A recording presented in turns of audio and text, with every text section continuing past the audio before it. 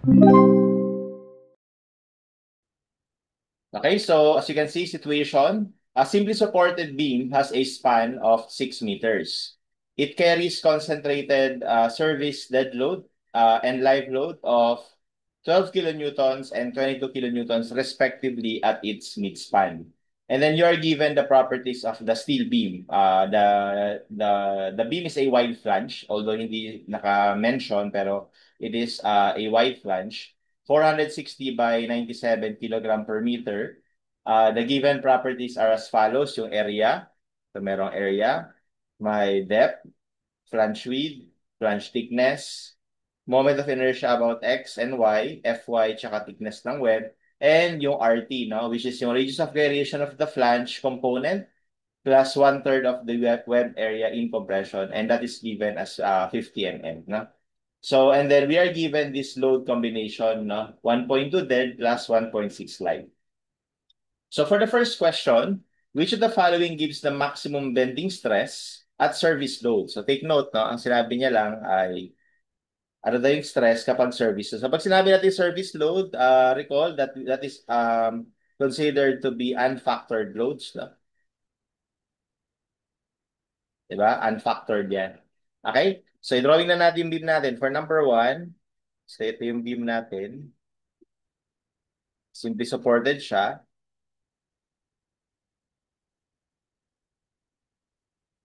Okay, tapos may load sa midspan, no?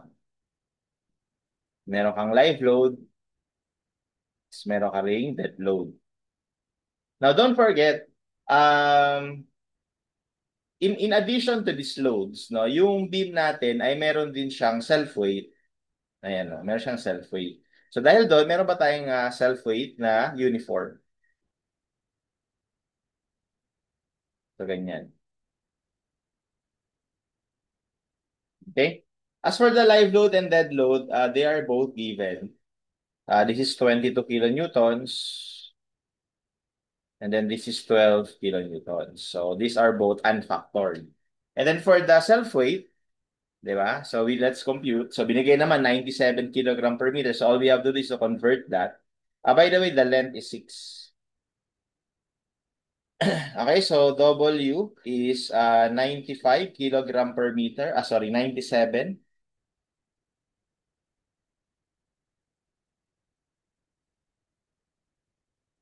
Okay?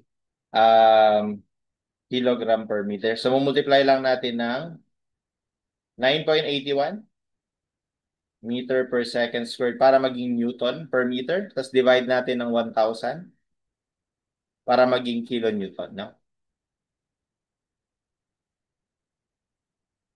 So ito, magiging Newton, tapos cancel ito. So may iwan, kilonewton per meter. And that is equivalent to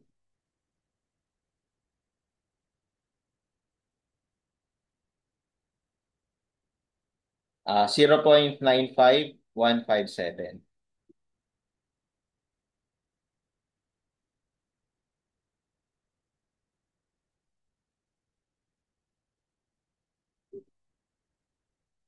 Hold on a second, ano? Restart ko lang yung digital file.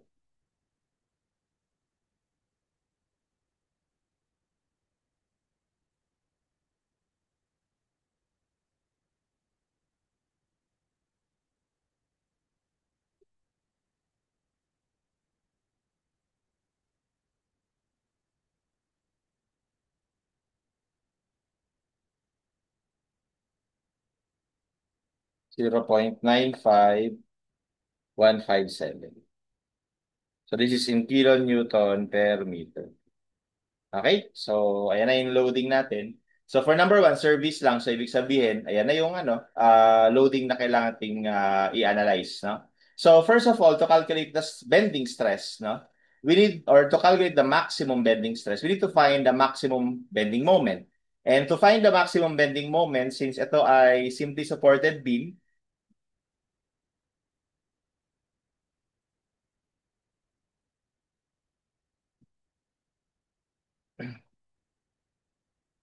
so since this is a simply supported beam na kung saan we can superposition to have a uniformly distributed load, and a concentrated load at the midspan.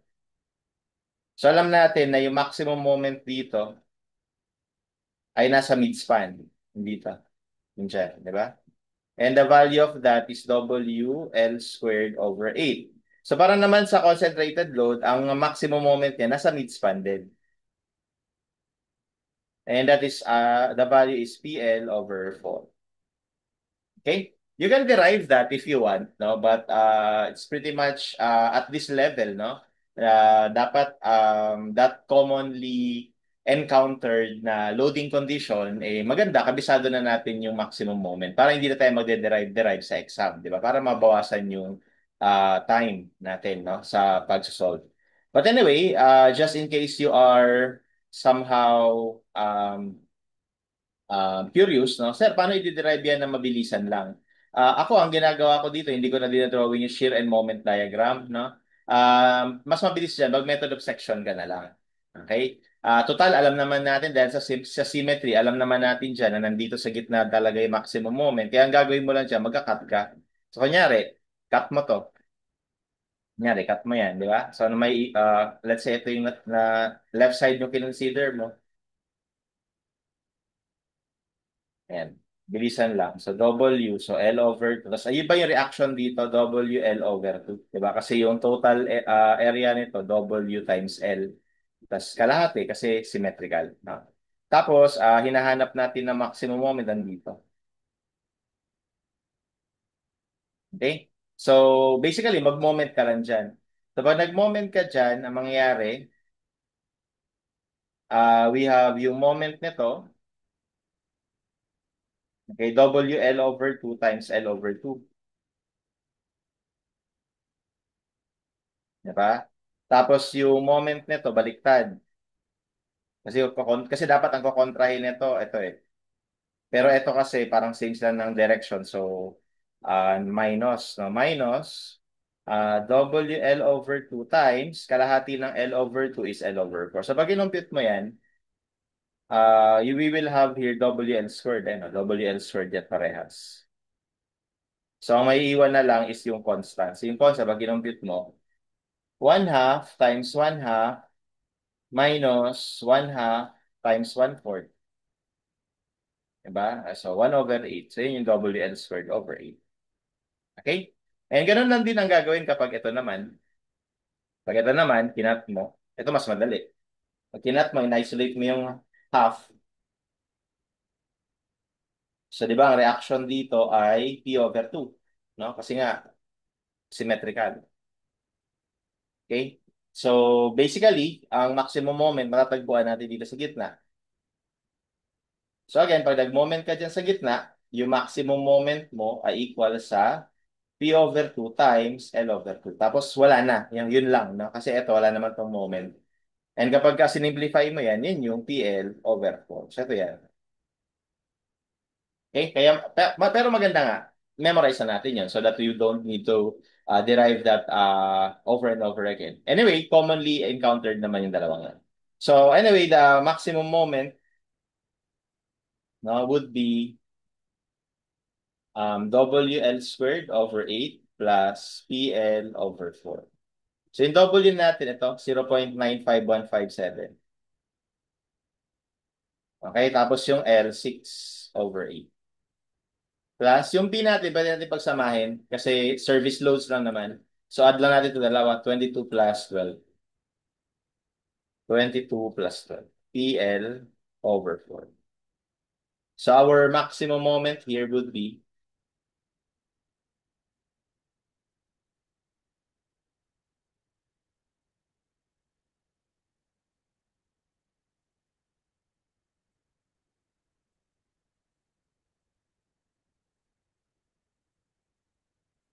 55.28.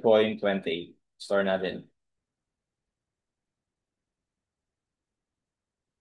Kilonewton meter. Okay? And then our FB maximum would be MC over I. Okay? So, ang bending natin dito si about X, no? Although wala namang sinabi, pero it's understood na kapag wide flange, di ba? Ang orientation ng beam is dapat nakaganito. Ibig niyan sabihin, ito yung ganito na kaganti orientation niya. Kaya yung magiging bending natin is about its x-axis. Kaya gamitin natin na moment of inertia is Ix.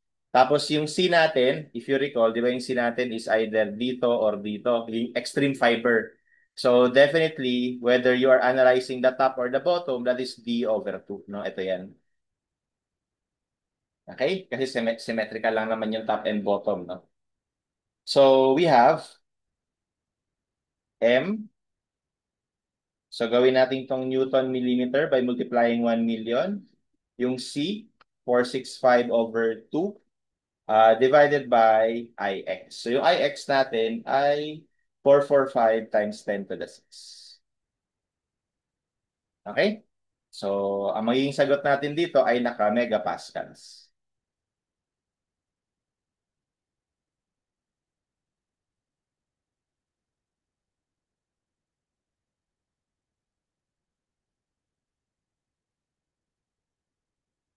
Okay, and that is 28.88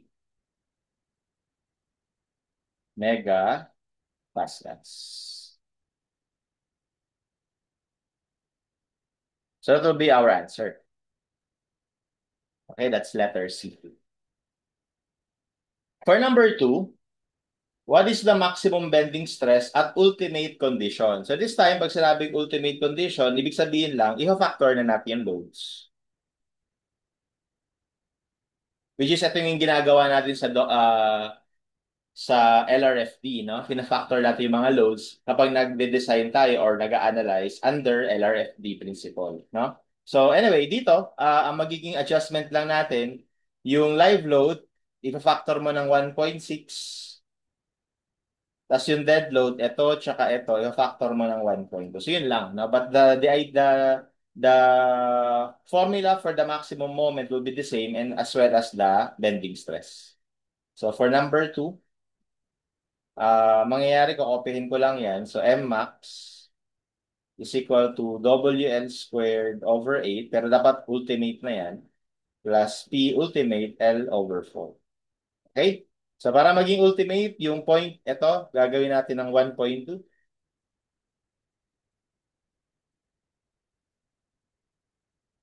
Ayan, over 8. Plus, ito rin, i-factor din natin i-factor din natin itong mga dead load and live load. So ang dead load dyan, by the way, is yung 12, no? Okay, yung 12 yung dead load. So we have 1.2 ng 12 plus 1.6 na nasa baba.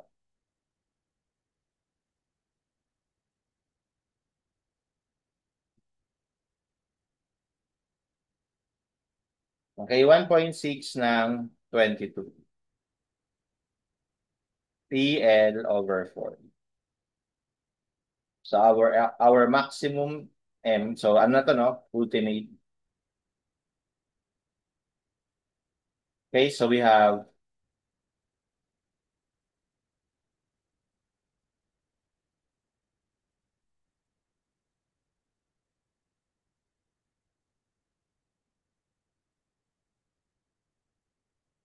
79.54.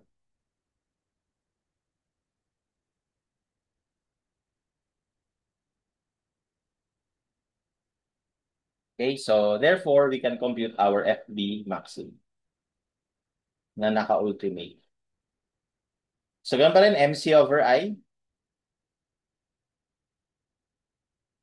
Okay, so ang bago lang is yung moment. 79.54 times 10 to the 6, 465 over 2 over I na 445 times 10 to the 6.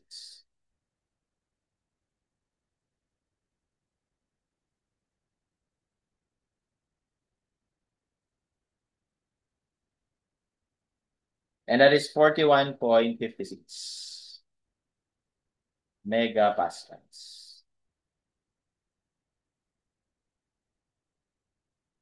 Okay, so our answer for number 2 is letter B. Okay, so for number 3, which of the following gives the web shear stress?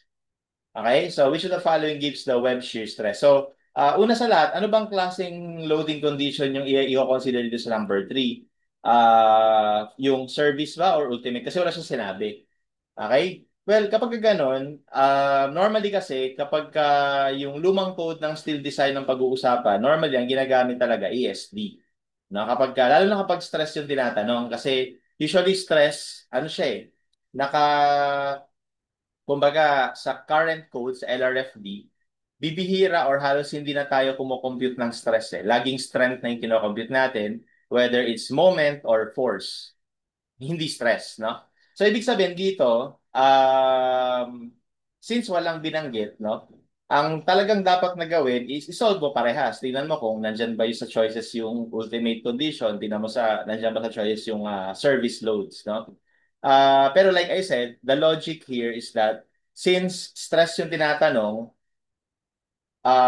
it is highly possible that ang pinapagamit dito is yung allowable stress design. So, ibig sabihin, service loads dapat yung gagamitin. Okay? So, for number 3, try muna natin na service load. Tapos solve din natin mamaya kapag halimbawang factor. So, di ba ang web shear stress, ano yan? Web shear stress. Kapag meron kang I section,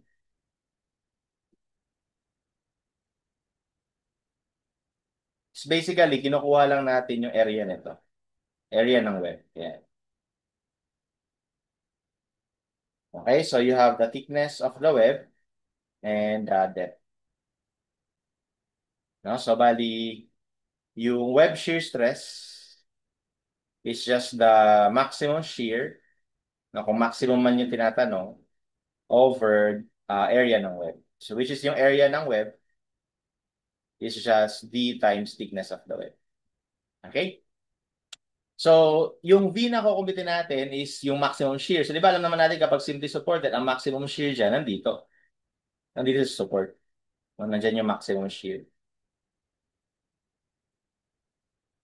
Okay? So, nandito. Okay, and dito magkakataon na since nandiyan sa dulo yung maximum shear, kung ano man yung value na reaction dito, yun na rin yung value nung maximum shear. No? So, ibig sabihin, ito, P over 2 plus WL over 2.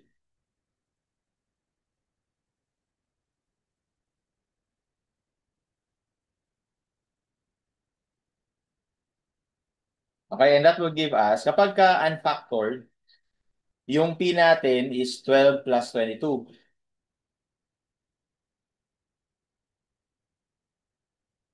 Plus, yung W natin is 0.95157 times 6 over 2. So, our Vmax at service condition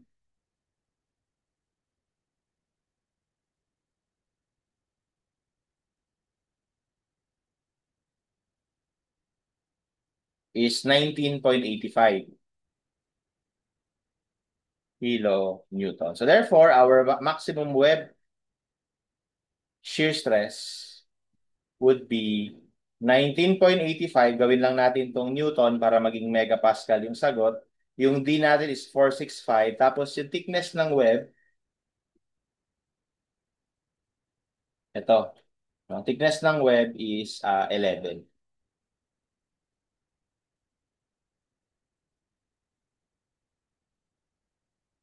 And that gives us,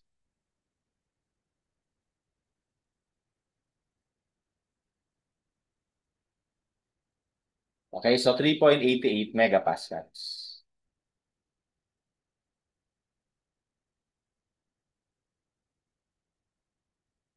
Okay, and that's one of the choices. Letter E. Okay? Ngayon, pakita ko lang, paano sir kung ano, ang tinatanong niya pala is at ultimate condition. So, magbabago lang guys is yung shear. So, yung shear magfa-factor. So, 1.2 tsaka 1.6. Tapos, we have 1.2 here. May ganyan. Tapos, magiging 28.22 yung ultimate shear, maximum shear force. And then, ang magiging web shear stress natin is 5.52. And apparently, wala naman siya sa choices. So, meron ng 5.65 pero relatively malayo naman yung value. So, ibig sabihin, ang tinutukoy niya sa number 3 is unfactored or service loads. Now, you might ask, paano sir kung nandun pareha sa choices? O kapag ganun, kailangan naka-indicate talaga sa problem statement ano yung hinahanap. So, hindi pa pwede na nandun parehas tapos hindi naman naka-specify kung ano yung hinahanap. Kung factored ba or unfactored. Okay? But anyway, that's how we solve this particular problem.